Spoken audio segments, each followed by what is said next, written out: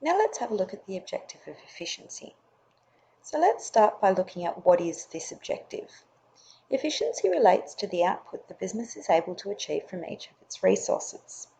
So it's all about making sure that the business is using their financial resources in a manner that gains maximum output from each of their resources.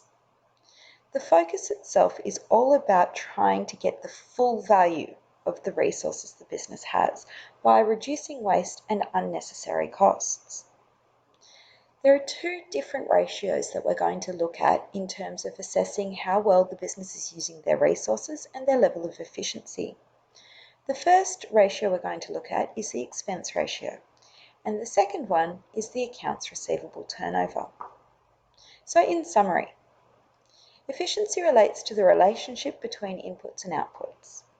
The aim of efficiency is to gain maximum return from each dollar of financial resources the business has. It will involve ensuring that the resources are managed to reduce waste and unnecessary costs. And we're going to examine efficiency by looking at the two different ratios, the expense ratio and the accounts receivable turnover ratio.